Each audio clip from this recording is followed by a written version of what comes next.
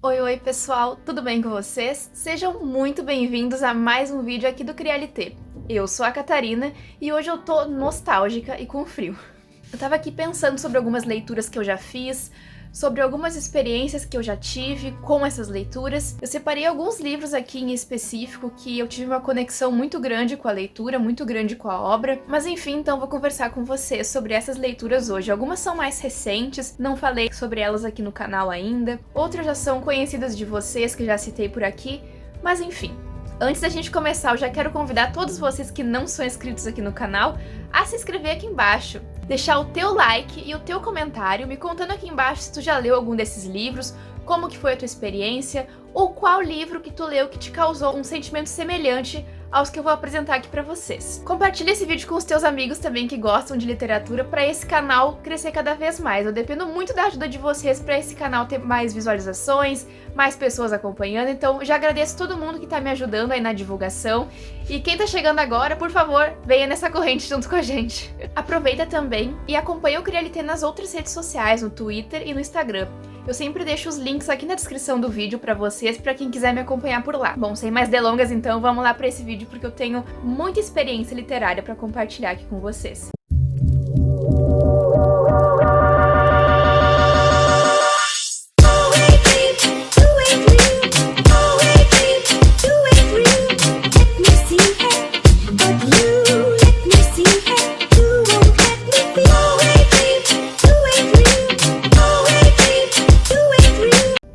Que eu falo ou que eu penso em experiências literárias em geral, me vem à cabeça o livro Em Algum Lugar nas Estrelas, que quem acompanha aqui o Crialité há mais algum tempo já sabe muito bem como é que foi a minha história com essa leitura. Mas igual eu quis vir contar pra vocês aqui hoje, porque é sempre bom reforçar, e eu gosto muito de indicar esse livro porque o que eu senti com essa leitura eu não senti em nenhum outro livro até hoje. Eu peguei esse livro pra ler dentro de um avião.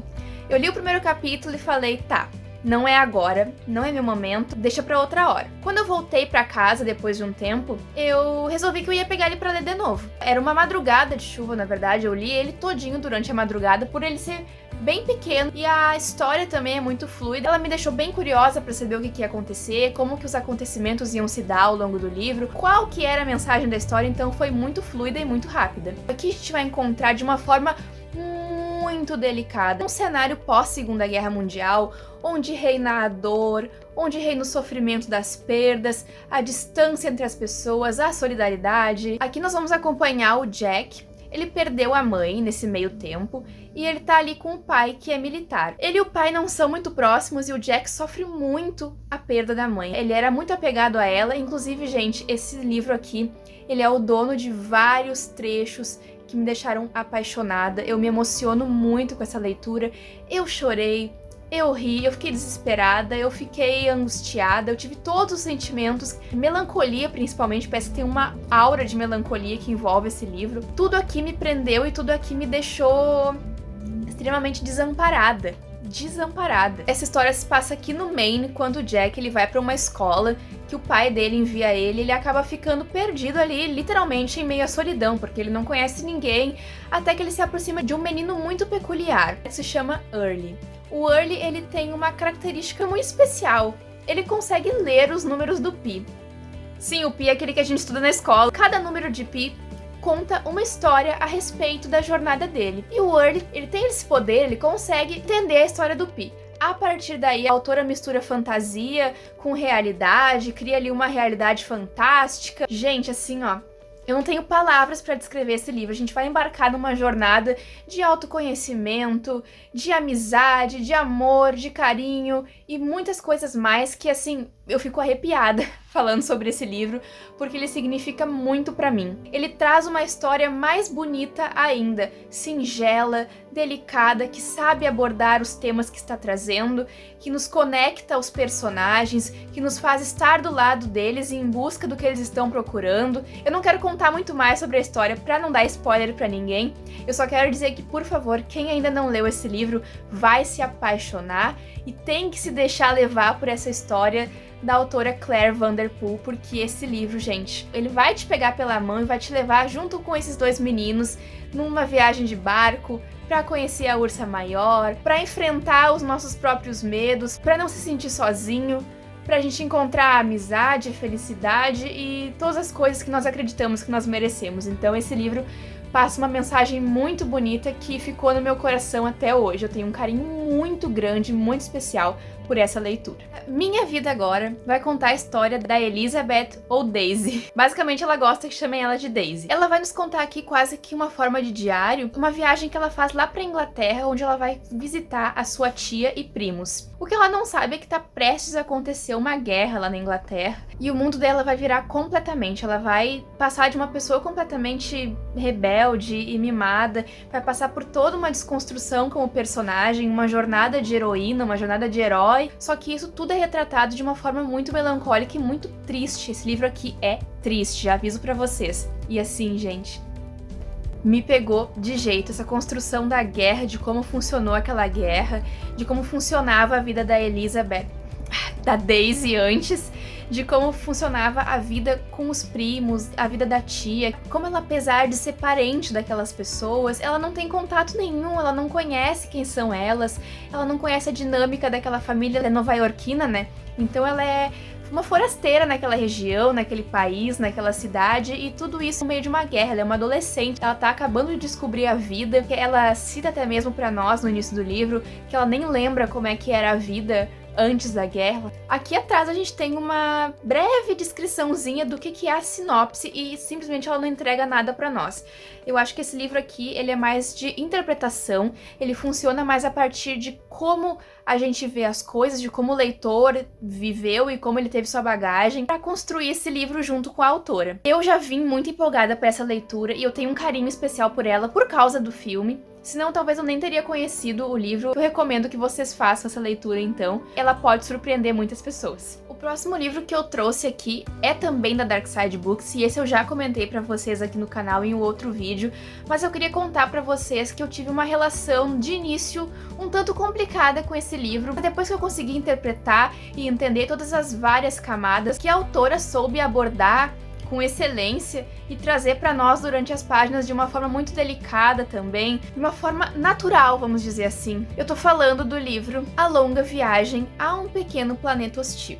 Esse livro aqui ele vai narrar a história de uma nave ali chamada Andarilha, e a tripulação que está dentro dela ali viaja construindo túneis espaciais entre diversos planetas ali da galáxia. Essa é uma história que mistura fantasia, sci-fi, e o mais interessante aqui é que ela é toda voltada para os personagens, suas dinâmicas, como eles são, porque aqui a gente não tem só seres humanos, aqui a gente tem diversos seres que habitam qualquer parte da galáxia, e a Beck Chambers também trouxe algo que engrandeceu muito a narrativa, que é as questões de sexualidade de personagens. A autora soube criar um universo muito bem, primeiramente eu preciso falar isso.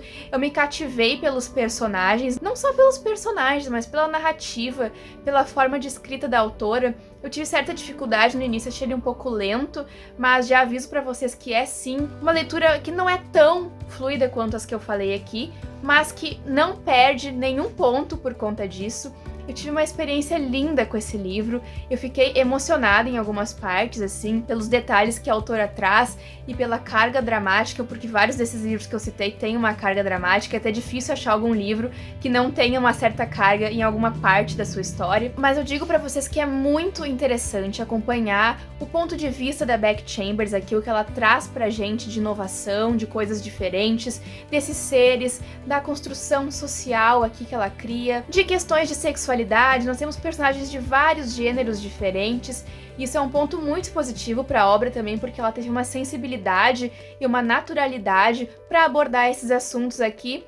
E ponto para Beck Chambers, eu não vi até hoje alguém que não gostou dessa obra. Algumas pessoas concordaram comigo que ela é um pouco mais lenta assim, mas eu acho que esse é o ritmo dela e que combina muito com ela, e ela não perde em nada com isso. Inclusive, eu acho que depois que eu consegui compreender o ritmo, ele até intensificou mais a minha experiência com essa leitura. O próximo livro eu preciso dizer pra vocês que ele dividiu opiniões, dividiu a minha opinião no caso. Em parte eu tava gostando muito da leitura, mas em outras questões eu tava me distanciando muito dela por conta do nosso narrador. É um livro aclamadíssimo, tá, gente? Eu gostei muito da leitura e eu acho que vai prevalecer dentro de mim esse sentimento que eu tive de melancolia, que engloba todo esse livro, esse universo do autor, Eu tô falando do livro Aristóteles e Dante Descobrem os Segredos do Universo, né? Ari e Dante, que eu já tinha até falado pra vocês que eu queria muito ler. Eu acho que a minha maior dificuldade com esse livro foi por causa do Ari como narrador.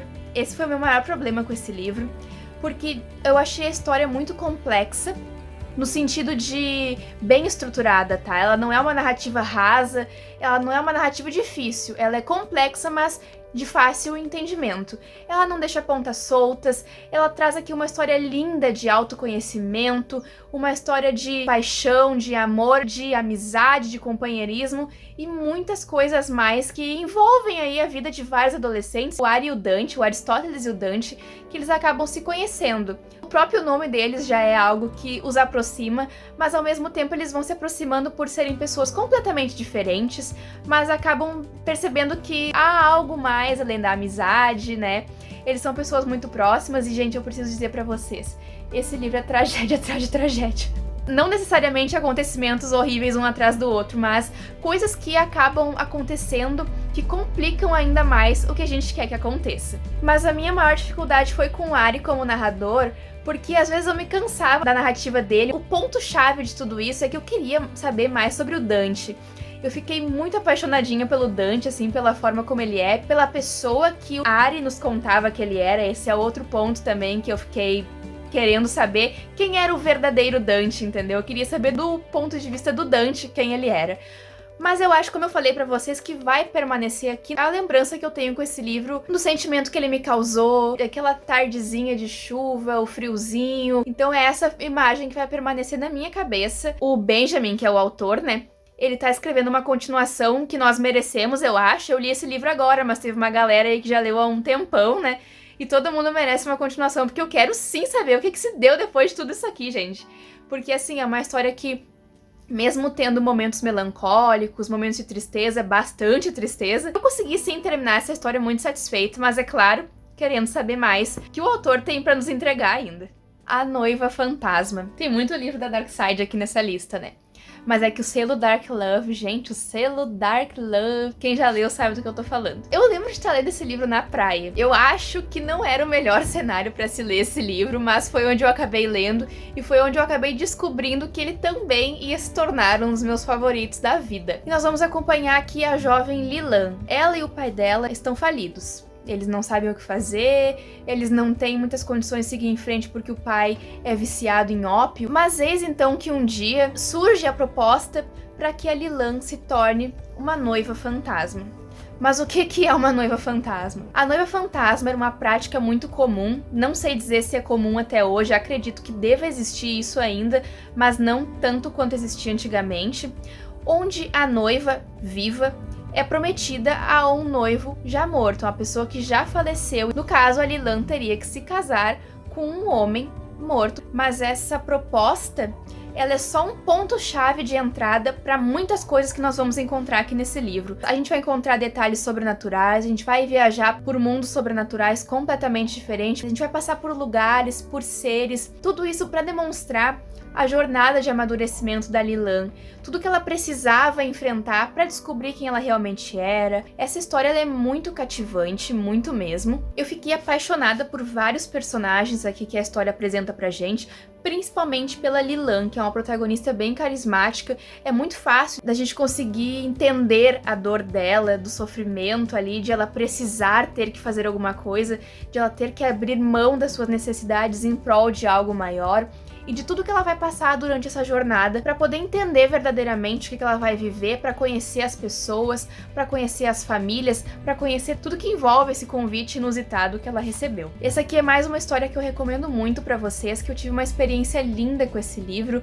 É uma leitura muito fácil de se fazer, apesar de ter aqui alguns termos característicos da região. Ao final da página existe ali a explicação de que cada coisa é, caso seja uma coisa muito diferente para nós, né? Então, de forma alguma, isso se torna um empecilho na história.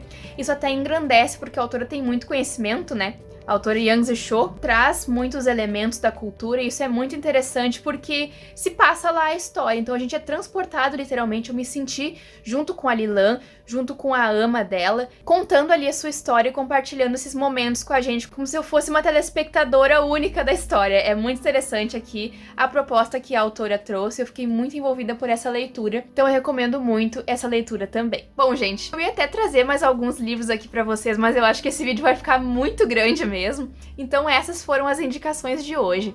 São leituras um pouco mais melancólicas, ou que me fizeram refletir, ou os dois. Então eu recomendo muito pra vocês, eu trouxe recomendações aqui que eu gosto, algumas eu tenho algumas ressalvas, como eu já comentei pra vocês separadamente, mas eu espero mesmo que vocês tenham gostado do vídeo. Agradeço muito a atenção de vocês, pessoal. Não esquece de deixar a tua curtida aqui no vídeo e o teu comentário me contando se tu já leu ou se tem alguma indicação de leitura pra me passar. Um beijo pra todo mundo e até o próximo vídeo aqui do Crialité.